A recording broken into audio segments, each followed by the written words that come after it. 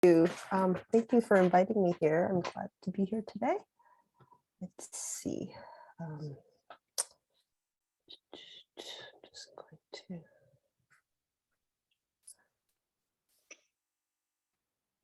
Okay.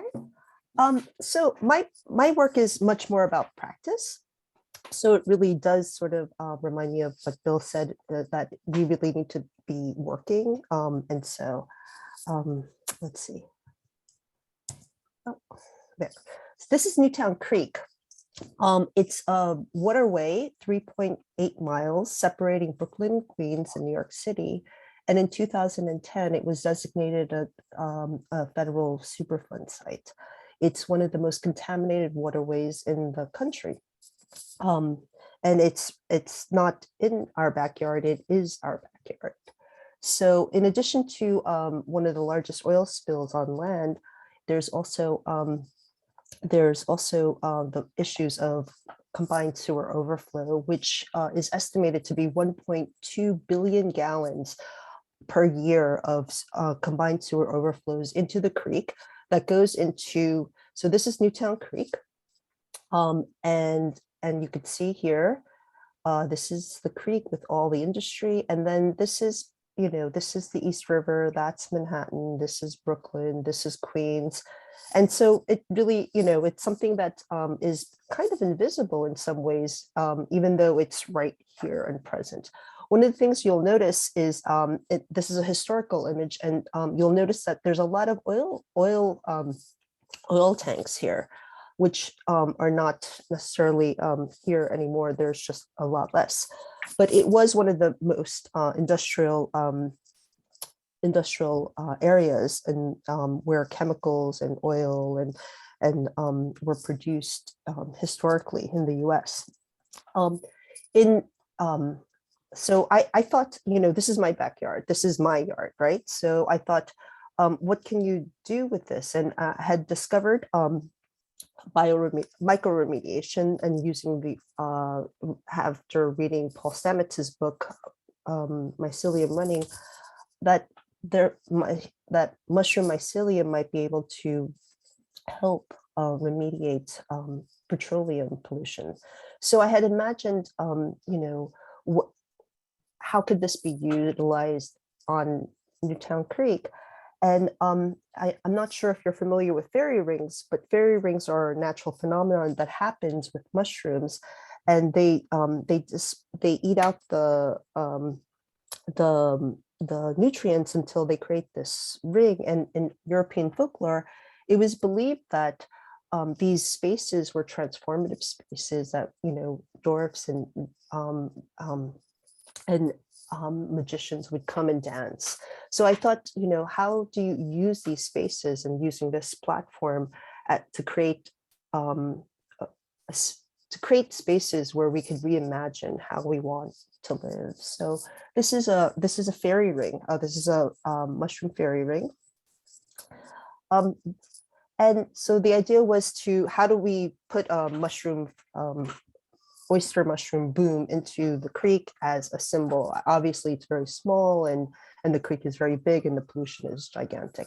So, but one of the things that's really important is to engage the community. So working with Newtown Creek Alliance, my local organization that's been working to sort of address these issues, I created a mushroom boom that in the shape of fairy ring, and added it to the water. As a result of that, ExxonMobil, who is responsible for the oil spill, they inherited it from Standard Oil, which in 1950 had an explosion, and the oil spill was not discovered until 1978, producing about 17 to 30 million gallons of oil being distributed into the groundwater of Newtown Creek.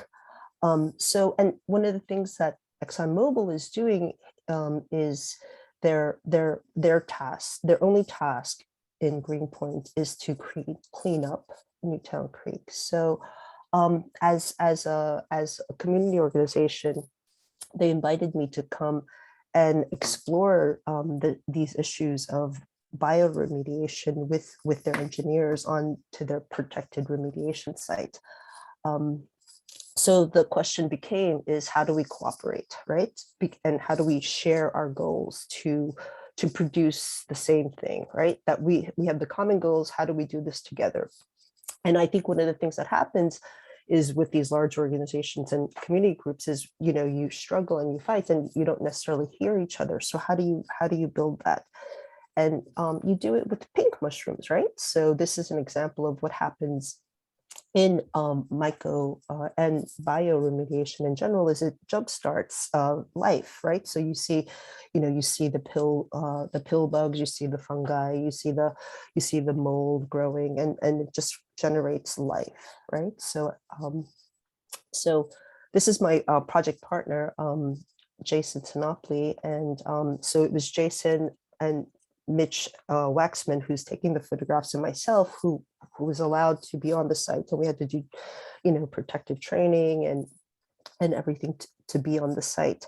So this is Vito. He was the foreman, and so the idea was how do you use art to generate this cooperation? This is Kevin. And he was the person who invited us onto the site. And what's interesting is, as you know, as we were there for about 4 months, Kevin stopped becoming Kevin from ExxonMobil, and Kevin became Kevin from New Orleans. And I think that's one of the things that happens is that you learn to see each other more in a humanistic way, in a personal way, and start caring about each other. This because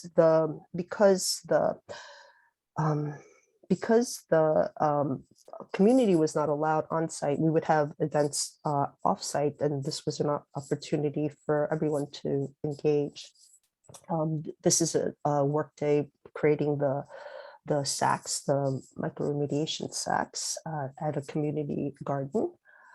This is a monitor. So this is ground zero of where the oil spill happened.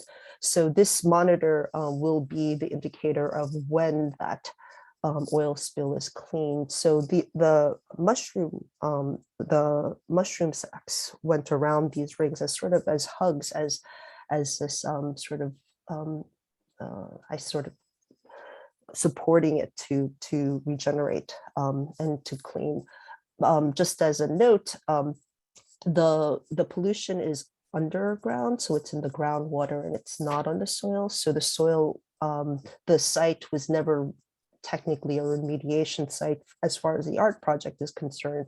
It was a remediation site as far as a human remediation, and it was symbolic for that. So and as you know, as Jason and I spent time taking care of these fairy rings around the monitors, something, you know, we were the only other people on the site were engineers from ExxonMobil working to remediate the site. And if you know anything about engineers and scientists, they're just like artists. They're super curious. They're really engaged intellectually, and so they were really fascinated by bioremediation, and because that's what they do, is that's they remediate sites. It was an opportunity for Jason and myself to advocate for different ways of remediating. So these are the pink mushrooms growing, and as the pink mushrooms were growing, one of the things that really happened is our relationship with the engineers were growing. And one day when Mitch couldn't be there, they offered to take photographs for us with their security cameras. So they kind of gave us access to their security camera to monitor the day. And that was kind of amazing. As the project was winding down for the season, they asked us for a talk, and they called into headquarters in Houston, and we did a lunchtime talk with all their engineers and did a tour of the site. And it was really adorable because one of the things that they did was they ordered mushroom pizza for us.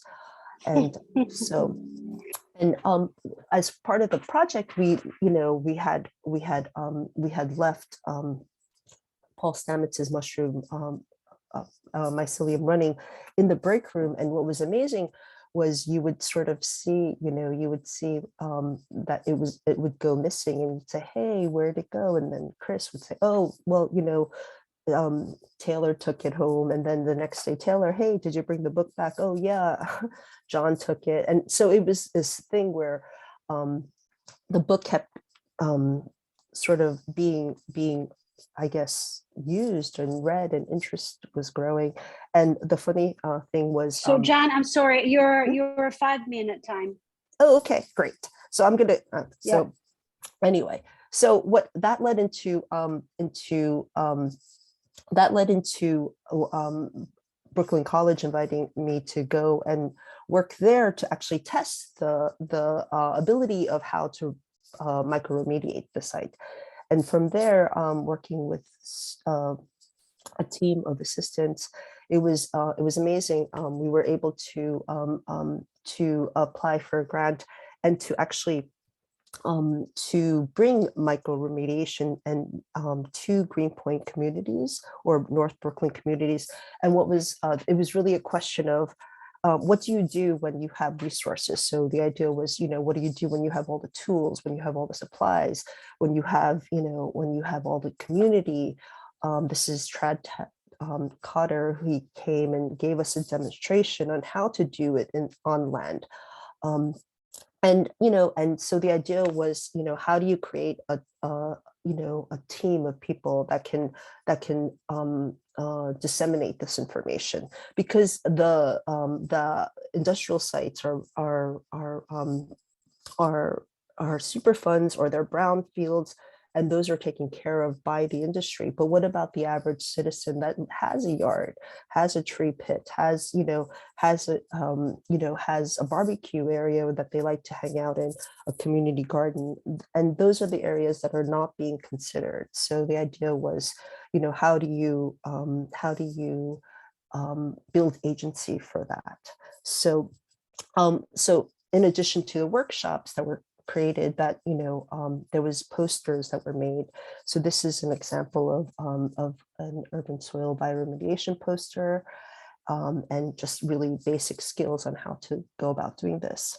This is a contaminants of concern poster, because one of the things that happens is people always want to remediate these sites without understanding that these are really hazardous materials in the ground. So as I was working, I found that it was really important to share that information. And this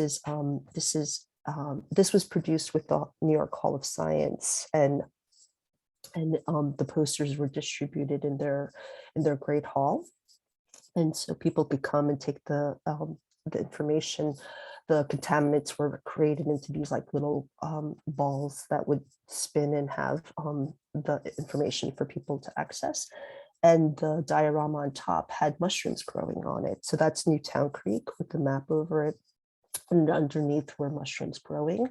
So you could grab a poster and look at the mushrooms growing in the mold on the map. One of the things about this is this led to working with Howard Milkey through through a studio in the woods in New Orleans. And he's one of the eminent lead and soil scientists. And he's been looking at this. So I was invited to come and work with him and look at these issues. And the thing that's interesting is, when soil is so invisible, it's something we take for granted, and it's so complex. And sorry, John, you're at 1 minute. Okay, so I'm gonna I'll finish up. And so basically, the idea is, how do you build these communities? How do you take these toxic things?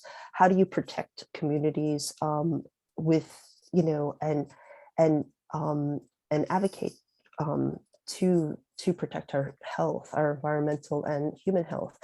And in some ways, we had a work day where everyone could come and and practice this cover and cap method to reduce lead contamination. And that was able to protect this garden in New Orleans.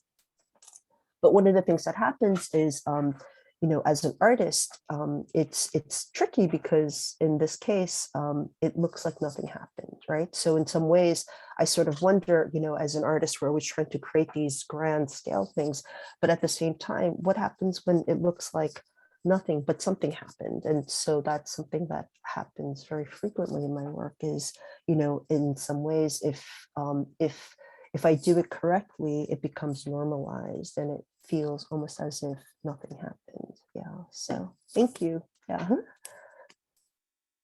Great. Thank you so much, John. I'd love concluding with your work because I think it really makes us think and understand how art can have a real impact, right? And we saw it with Jason's and his artificial reef, and we've seen you with you and the mushrooms, and how we can use art and nature essentially, and as a collaborator to have a real impact, and in this case to work with communities and bring them in. And I love that conversation that evolved with the Exxon people.